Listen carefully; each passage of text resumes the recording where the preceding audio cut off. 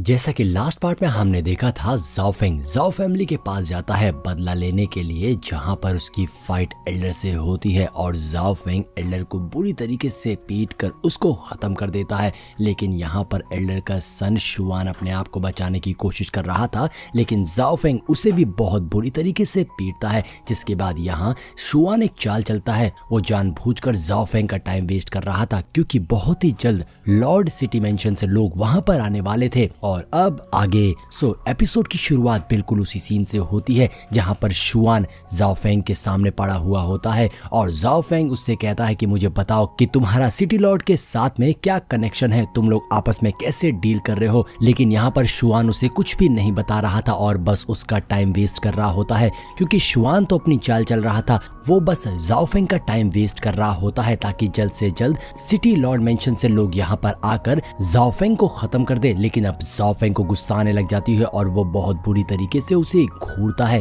जिससे शुआन डर गया था। लेकिन अभी भी उसका मुंह नहीं खुल रहा होता है, वो अभी भी बात को इधर की उधर घुमा रहा था। शुआन नौटंकी करते हुए कहता है कि मास्टर आप बहुत ज्यादा थक गए होंगे, आप आइए अंदर चलिए, अंदर पहले से ही टी बनी हुई है, उसको पीजिए और थोड़ा सा रेस्ट करिए, जिसके बाद मैं आपका सेवक आपकी मसाज करूंगा, आपको बहुत ही अच्छा फील होगा। लेकिन यहाँ पर जाओ फेंग बहुत गुस्से में था और अभी भी उसे गुस्से भरा लुक दे रहा होता है। लेकिन शुआन पर इसका कोई असर नहीं हो रहा था, वो बस लगातार उसका टाइम वेस्ट कर रहा होता है कि तभी जाओ फेंग अपनी स्वॉर्ड से ऑरा को रिलीज करता है, जिससे शुआन पीछे जाकर गिर गया था। और अब जाओ फेंग उसकी ओर बढ़ते हुए कहता है कि मुझे बताओ कि तुम्हारे और सिटी मेंशन के बीच में क्या एक्सचेंज है, जिसपे शुआन कहता है कि मुझे सच में नहीं पता है, मुझे छोड़ दो। लेकिन यहाँ पर जाओ फेंग उसके करीब आता और कहता है कि तुम मुझे ऐसे नहीं बताओगे, जिसके बाद जाओ फेंग उससे बुरी तरीके से पीटने लग जाता है और उसके मुंह पे कई पंचेस मारता है। शुआन चिल्ला रहा था कि नहीं नहीं नहीं, फेस पे नहीं, फेस पे मत मारो, लेकिन जाओ फेंग उसे मारे जा रहा था। और अब जब थोड़ी देर बाद हम शुआन का चेहरा देखते हैं तो वह पूरा का पूरा काला पड़ गया था। जाओ फेंग ने उसे मार मार कर भूत बना दिया था। जिसके बाद वो अपना मुंह खोलने को तैयार हो जाता है और बताता है कि हमारा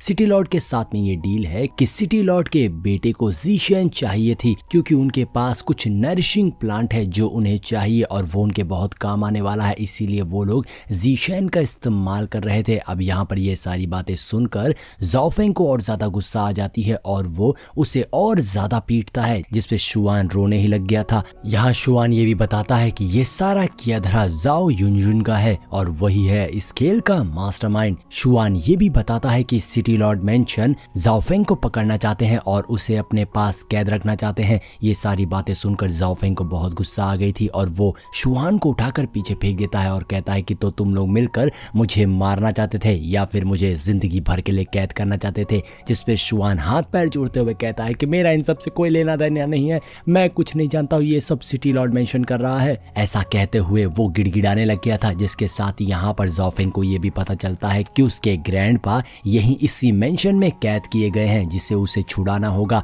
लेकिन यहाँ पर हम देखते हैं कि शुआन एक चाल चलता है, वो ये सारी बातें करते हुए अपने पीछे एक नाइफ बाहर निकाल लेता है और मौका देखते ही जाओ फेंग की चेस्ट में वो नाइफ घुसा देता है, जिससे जाओ फेंग बिल्कुल शॉक रह गया था, क्योंकि इस बार वो नाइफ उसे लग जाता है। अब ये देखकर शुआन बहुत खुश हो गया था, क्योंकि उसे लगता है कि उसने फाइनली जाओ फेंग को मार दिया और साथ ही उसके फादर भी मर चुके हैं, तो अब पूरा का पूरा सिटी लॉर्ड मेंशन शुआन का हो जाएगा। ये सोच के ही वो बहुत ज्यादा खुश हो रहा था और चिल्लाने लग जाता है और नाचने लग जाता है। वो बहुत ज्यादा एंजॉय कर रहा था, क्योंकि उसने अपना मेन काम कंप्लीट कर दिया था। लेकिन थोड़ी ही देर बाद उसे पीछे से एक आवाज आती है जो कहती है कि इतना खुश होने की जरूरत नहीं है। और वो जैसे ही पलटता है तो देखता है कि जाओ फेंग अभी भी बिल्कुल ठीक था, वो नाइफ उसे लगी ही नहीं थी। जाओ फेंग ने उससे पहले ही उसे पकड़ लिया था। जिसके बाद जाओ फेंग एक जोर का पंच शुआन के फेस पर मारता है और फिर पेट पर मारता है और ऐसे ही करके एक के बाद एक उसे कई सारे पंचेस मारता है और किक मारता है और उसे बुरी तरीके से पीटने लग जाता है।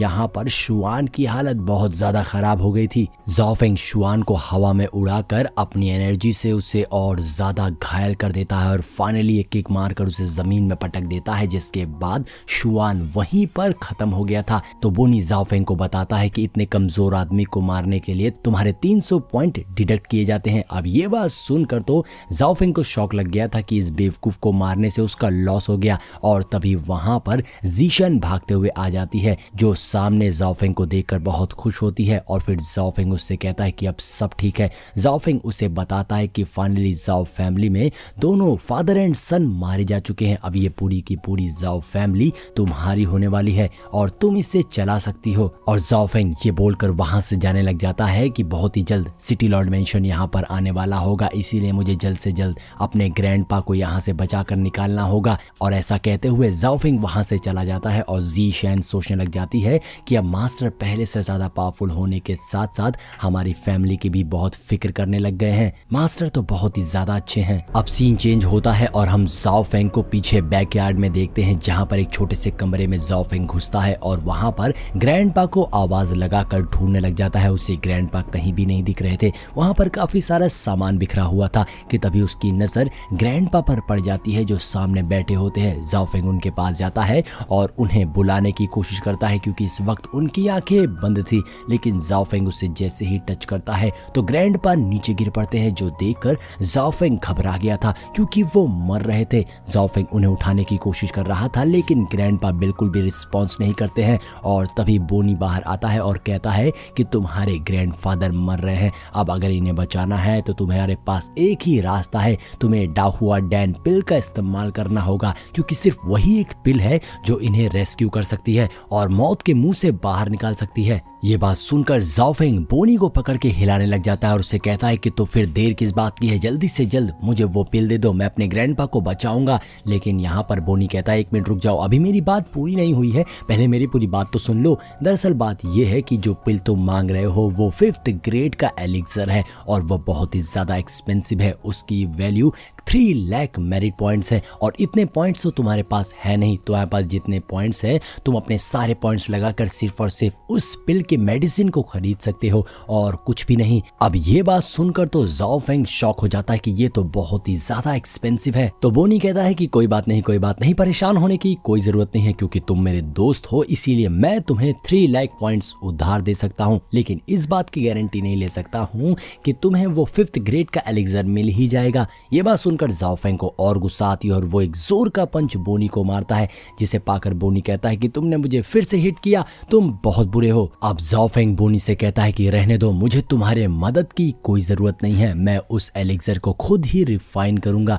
ये बात सुनकर बोनी कहता है कि क्या तुम सठिया गए हो, इस पूरे लेयांग कॉन्टिनेंट में जो सबसे टॉप एल्केमिस्ट होते हैं वो भी सिर्फ 4th ग्रेड के एलिक्सर ही बना पाते हैं और तुम जिसके पास बिल्कुल भी एल्केमी की नॉलेज नहीं है, तुम सोच रहे हो कि तुम 5th ग्रेड के एलिक्सर को रिफाइन कर लोगे, तो तुम बहुत बड़े बेवकूफ हो, तुम्हारा ये ड्रीम ही रह जाएगा। ऐसा कहते हुए जाओफेंग अपने पास से एक गोल्डन बुक को बाहर निकालता है। ये वही बुक थी जो उसे सिस्टम से रिवॉर्ड की तौर पर मिली थी और उसमें 5th ग्रेड के एलिक्सर को बनाने की रेसिपी लिखी हुई थी। अब ये बात से जाओफेंग को अपने आप पे भरोसा था कि वो 5th ग्रेड के एलिक्सर को रिफाइन कर लेगा और पहली बार ऐसा हुआ है कि सिस्टम का दिया हुआ कोई रिवॉर्ड उसके किसी काम आने वाला है। लेकिन बोनी ये देखकर कहता है कि तुम पागल हो गए हो, तुम्हें लगता है कि तुम इस बुक की मदद से उस एलिक्सर को रिफाइन कर लोगे। एक एलिक्सर को रिफाइन करने के लिए तुम्हारे अंदर बहुत सारी क्वालिटीज होनी चाहिए, तुम ब्रेव होने चाहिए, तुम्हारे पास एल्केमी की अच्छी खासी नॉलेज होनी चाहिए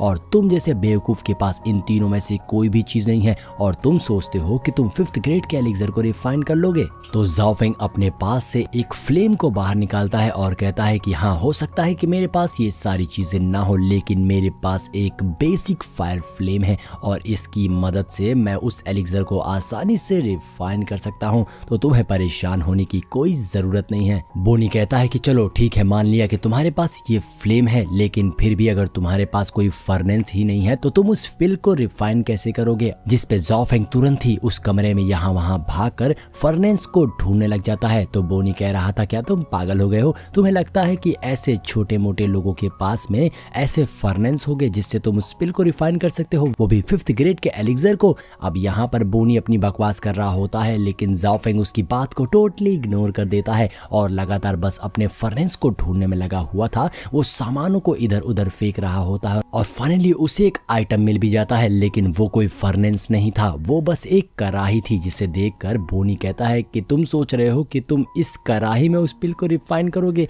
ये तो एल्केमी की लेवल को बहुत ज्यादा नीचे गिरा देता है। लेकिन लेकिन जाओफेंग का प्लान तो कुछ और ही था। वो उस कढ़ाई को जोर जोर से नचाने लग जाता है और उस कढ़ाई को दीवार में मारते हुए जाओफेंग की नजर उस पे पड़ती है जिसपे कुछ लिखा हुआ था। जाओफेंग उसके करीब जाता है और उसे पढ़ने लग जाता है तो उसे पता चलता है कि उसके ग्रैंडपा ने उसके लिए एक मैसेज छोड़ा था जो उसी दीवार पर लिखा हुआ था। और इसी सीन के साथ में हमारा ये एपिसोड यहीं पर एंड हो जाता है। दोस्तों अगर वीडियो पसंद आई हो तो लाइक और कमेंट करिएगा और चैनल को सब्सक्राइब नहीं किया है तो तुरंत सब्सक्राइब कर दीजिए। मिलते हैं